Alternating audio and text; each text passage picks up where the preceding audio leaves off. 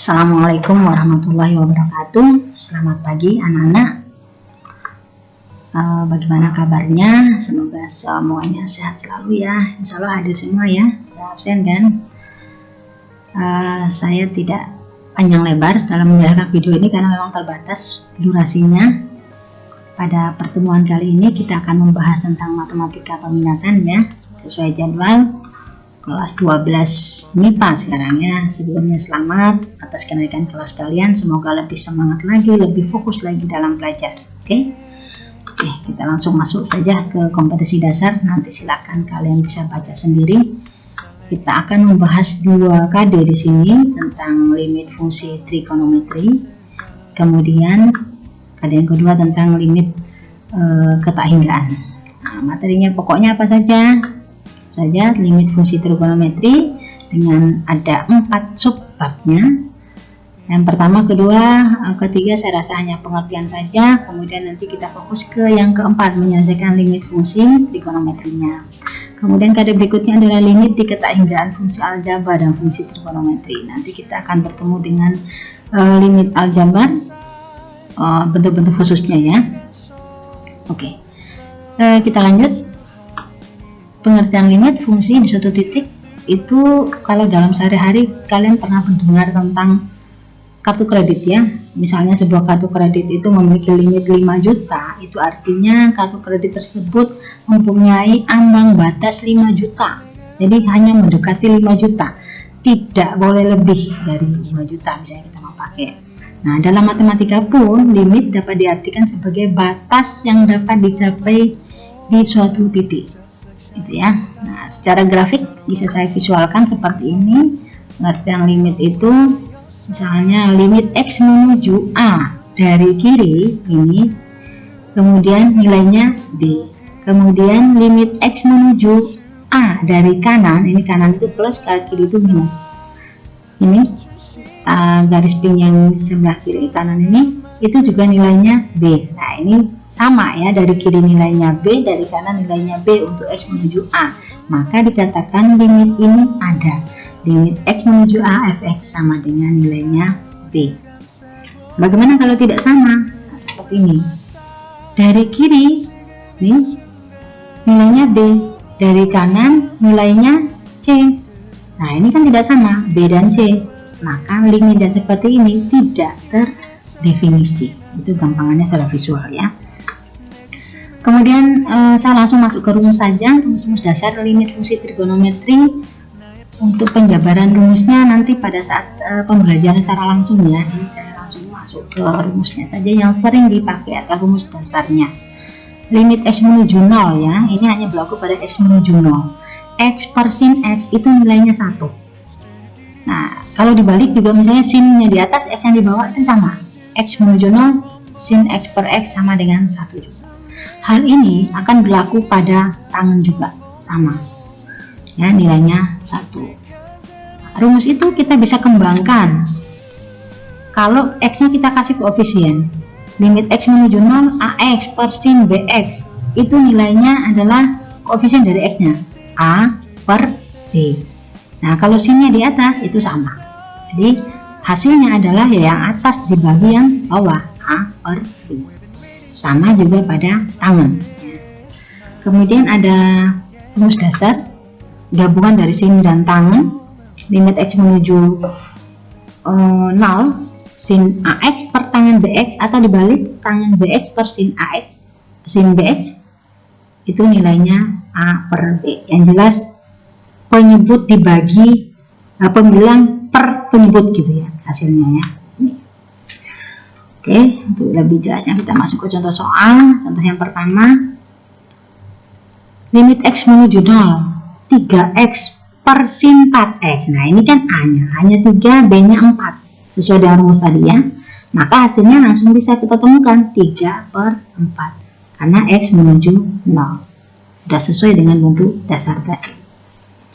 Kemudian contoh yang kedua, nah, limit X menuju 0 tangen 4X per sin 7X. Kalau kita langsung masukkan pakai rumus tadi bisa langsung ketemu 4 per 7 karena ini tangen, ini sin. Nah, tapi ini sedikit saya jabarkan dari mana tuh kok bisa seperti itu. X menuju 0 ini bisa kita modifikasi bentuk rumusnya. Ini sebagai contoh nanti kalau kalian bertemu dengan soal-soal yang lain. Jadi limit itu sebenarnya bisa dimodifikasi. Dimodifikasi bagaimana? Nah, ini contohnya. Tangan 4X, yang atasnya tangan 4X. Saya bikin di bawahnya juga supaya 4X. Artinya dikali dengan 4X yang bagian penyebut. Nah, untuk menetralkan bentuknya, biar bentuknya tidak berubah, kalau bawahnya saya kali dengan 4X, maka yang atas ini pun saya kali dengan 4X. Jadi sebenarnya satu kan ini, 4X per 4X kan tidak ada ngaruhnya. Begitu juga pada sin 7X. 7X di bawah, di atasnya saya taruh 7X. Nah, karena kita yang atasnya itu kali dengan 7X, maka yang bawah pun kita menetralkannya dengan mengalikan juga dengan 7X. Nah, sesuai dengan rumus dasar tadi, limit X menuju 0 tangan 4X per 4X itu kan nilainya 4 per 4. Nilainya 1. Ini juga sama, 7 per 7 nilainya 1. Nah, ini X dibagi X 1. 4 per 7 sisa ini, maka hasilnya adalah 4 per 7. Gitu ya. Kita lanjut ke soal berikutnya. Ini sin X menuju 0, sin 3X min sin 2X per 4X. Bentuknya kok beda ya, Bu? Nah, ini kita bisa saja penyebutnya. 4X ini kan digabung penyebutnya. Kita kan bisa membuat dia sendiri-sendiri. Sin 3X per 4X, sin 2X per 4X. Nah, menurut sifat limit, pernah kalian pelajari bahwa limit A min B itu sama dengan limit A dikurangi limit B. Gitu ya. Jadi limit X menuju 0 sin 3X per 4X itu nilainya 3 per 4. Dikurang limit X menuju 0 sin 2X per 4X 2 per 4. Maka 3 kurang 2 karena penyebutnya sudah sama dengan 1. Paham ya? Oke. Nah, kita lanjut ke soal berikutnya yang lebih menantang sedikit. Limit X menuju 0, 3X kali tangan 2X per 1 min cos 4X. Nah, ini bentuknya sudah beda sekali dengan yang bentuk dasar ini tadi. Bisa nggak kita rubah? Bisa. Bagaimana caranya? Nah, ingat kembali rumus di kelas 11. Cos 2X itu sama dengan 1 min 2 sin kuadrat X. Nah, yang kita pakai yang atau 1 min cos 2X sama dengan 2 sin kuadrat X. Nah, ini kan penyebutnya, coba kalian perhatikan. Bentuknya sama dengan ini. Hanya saja ini 4X, ini 2X. Kalau begitu, kalau ininya 2, ininya 1. Nah, kalau ininya 4, berarti di sininya 2. Ini adalah separuhnya. Maka kalau 1 min cos 4X sama dengan berapa? 1 min cos 4X itu sama dengan 2 sin kuadrat. Nah, ini yang berubah 2X ya. Jadi penyebutnya kita ganti dengan 2 sin kuadrat 2X.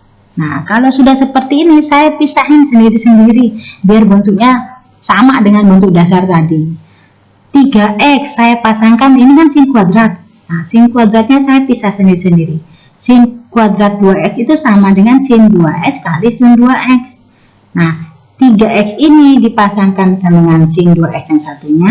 Tangan 2X ini dipasangkan dengan sin 2X lagi. Duanya kemana ya? Udah simpan aja di depan.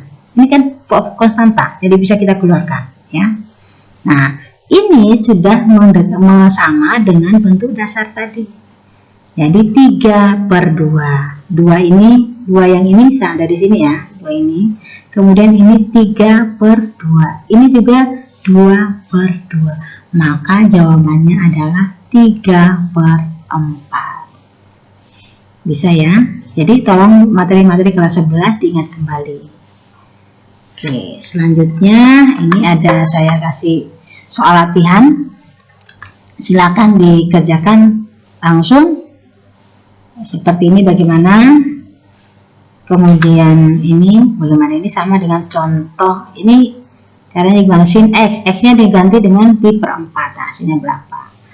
Kemudian X menuju 0. Nah, ini yang diganti yang mana? Atas apa yang bawah? Nanti silakan buat latihan sendiri kalian di rumah ya. Oke, semoga bisa dipahami dengan baik. Nanti kalau nggak bisa, tolong diulang kembali videonya, didengarkan lagi. Oke, demikian